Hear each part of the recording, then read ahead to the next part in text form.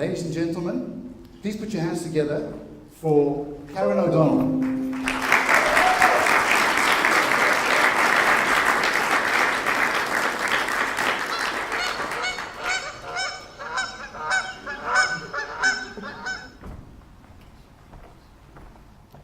When were you last part of a dynamic team where people worked together?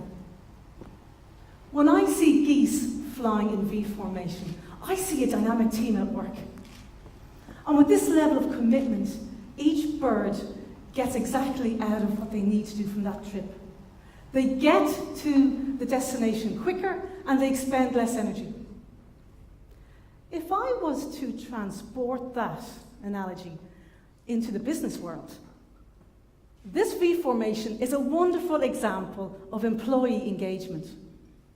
Now, we all know what employee engagement is. This is where we feel like we're part of a team, where we work towards our own career goals, but more importantly, we work towards the goals of the company. What can we learn from our feathered friends when it comes to employee engagement? And when I was looking into this, I thought, what are the statistics around employee engagement? The Harvard Business Review carried out a survey, and what they found was quite startling. You know, the actively engaged employees, the ones who really work towards solutions and who feel like they're really a part of the company. This amounts to less than 25% of the workforce. And if we look at the far end of the scale, these people who are actively disengaged, and we know who these people are. These are the ones who turn up late, call in sick, maybe speak badly of the company, products and services. With this people, there's a real disconnect with the company. This group of people makes up over 25% of the workforce. Now that leaves a whopping great big 50%, the silent majority. These people turn up, do a little bit of work, and blend in. Now they'd happily do that for many years. But if they got a phone call from a local recruitment company who said, I've got a job for you, 5% pay rise, they jump ship. I have a solution for you that can turn this 50% more into the actively engaged section. I have specific strategies that are guaranteed to get you incredible results. And not only that, it will reduce employee turnover, it will increase this group's productivity, and it will enhance the customer experience. Why don't we take a bird's eye view of my 3 C's to soaring success? And the first C is communication. Make your people matter. One of my first managers was a Scotsman. He was a tall guy, fair-haired. You could hear Alex boom through the office. But every Monday morning, he'd grab a mug of coffee, and he'd go through the office, and he'd sit down with each of us individually, and he would just chat to us, find out what we're doing for the weekend. And then we'd review what I did the previous week. And he'd look at what my goals were for this week. And Alex always finished with, Karen, what can I do to support you in achieving these goals? What can he do to support me? Now, that was quite powerful, knowing that his door was always open if I needed it. So my first tip to soaring success for you this evening is schedule one-on-one conversations. Sit down with each team member who reports directly to you. Get to know them. You could be surprised. You might find out that that particular employee has challenges. And for that week, they can't give you 100%. That's when you can come in with your support. By investing time building those valuable relationships will have a positive effect on the bottom line of your company. Now, my second C is to collaborate. We all like it when our colleagues, our boss, our manager listens to us, don't we? Isn't it nice when they listen to our ideas and suggestions? And they might even take them on board. You sort of feel like your opinion matters, that you're a valuable member of the team.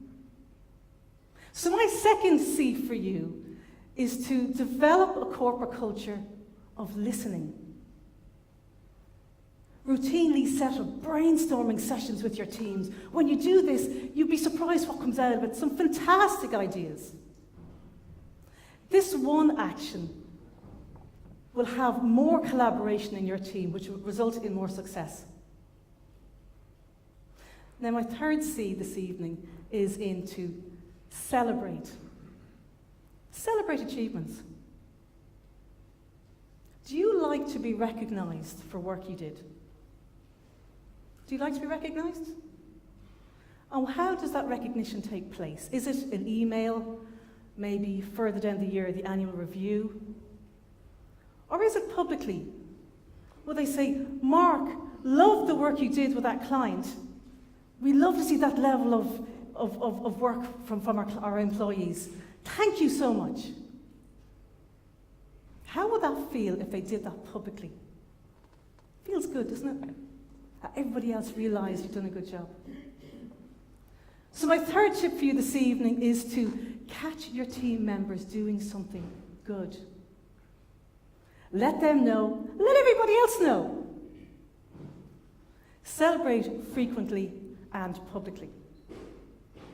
I can guarantee you, if you implement these 3 C's into your office toolkit, you will reduce employee turnover, you will increase team productivity, and you will enhance the customer experience. Now, I'd like you all to do something for a moment. I'd like you all to close your eyes, just for a moment. And I'd like you to imagine walking into your office. And what you first notice is the atmosphere, the hubbub. People are talking, where conversation is a two-way street. There's lots of cheering, there's lots of excitement where people are really collaborating. And you can hear people giving each other a high five. That visualization can be yours. As Napoleon Hill says, if your mind can conceive and believe, you can achieve it, and you can open your eyes again. So I leave you with one ask, is that you reflect on the 3 C's: communicate, collaborate, and celebrate. Which one can you start working on in your team? And see what can happen with that. I'll leave you with that. I would love to hear about your successes. Email me, let me know how you do, and your company, your business can soar to even greater success. Thank you. Thank you very much, Karen. Collaborate. What was it? Celebrate and communicate. I was listening. And I can guarantee if you take those 3 strategies, you will have guaranteed success in your business. Thank you, Karen. A big hand again for Karen O'Donnell.